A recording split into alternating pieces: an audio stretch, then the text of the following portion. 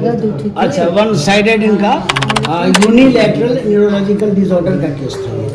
तो जो भी हमने ट्रीटमेंट किया होगा, लेकिन अब ये ठीक ठाक है। ये हम नहीं कह रहे हैं, पेशेंट खुद बता रही हैं, आप इनसे पूछ सकते हैं। जी सर। मेरी जो चीज़ होती है बिल्कुल ओपनली नहीं करता हूँ। अभी एक किसी कार्डियोलॉजिस्ट से इन्होंने दिखाया है, कुछ कार्डियोलॉजी का प्रॉब्लम इनके साथ है, और उन्होंने बताया है कि इनका एंजियोग्राफी करना है। इनकी रिपोर्ट हमने अभी देखी है, तो दो चीज़ पर ख़ास ध्यान देते हैं कार्डियो के। तो ये जो कार्डियोलॉजी का जो प्रॉब्लम है, इसको हम लोग को यूनानी तरीके से समझना होगा। सबसे पहले तो आप कार्डियोलॉजी डिजीज़ के बारे में समझिए कि एक टेकीकार्डिया होता है, तो कुछ चीज़ ऐसी है जो बिल्कुल कॉमन हो गई है हमारे लाइफ स्टाइल की वजह से, हमारे खान पान की वजह से, रहन सहन की वजह से।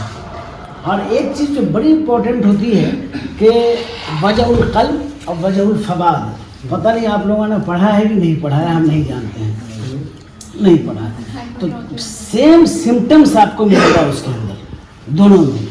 और ऐसा नहीं है कि हर आदमी को तुरंत हार्ट अटैक हो जाता है, ऐसी बात नहीं होती है।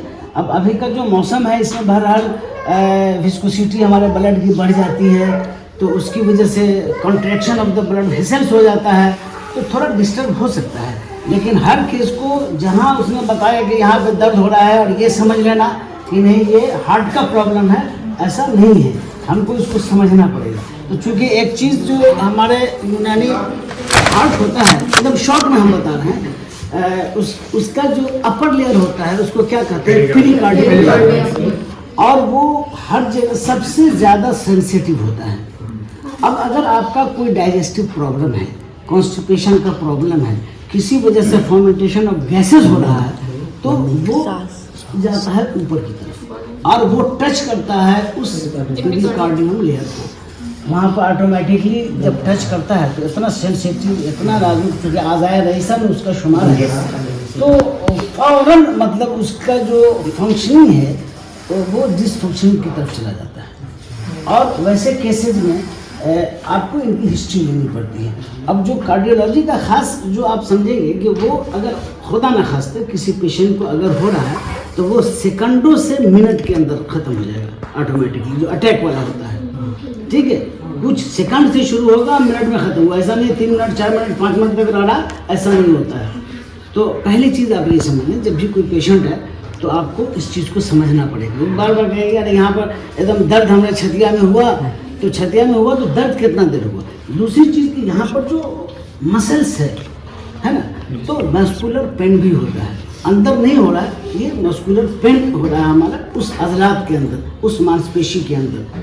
ठीक है, तो वहाँ पर कई चीज़ देखते हैं हम लोग कि उसमें स्टिफनेस है कि नहीं है, या बहुत ज़्यादा रिलैक्सेशन तो नहीं है उसके अंदर, या कभी कोई चोट तो नहीं लगी है, कोई ऐसी हिस्ट्री इनको मिल रही हो, या जो लैक्टेशन पर माँ रहती है वो शक कराती है अपने बेबी को, तो वैसी सूरत में भी इसका असर पड़ता है उसी वक्त, बाद में फिर उसकी तकलीफ शुरू होती है। तो इन चीज़ों को हम लोगों को चीज़ें इसके लिए यूनानी में एक फॉर्मुलेशन है और बहुत ही फ़ायदेमंद है, आजमूदा है, मैं लेता हूँ उसको, इसलिए मैं बता रहा हूँ। इसके अंदर एक चीज़ ये आप ध्यान में रखिएगा कि 1 कप अदरक का रस, ठीक है, आप नोट करना चाहें तो कर भी सकते जी।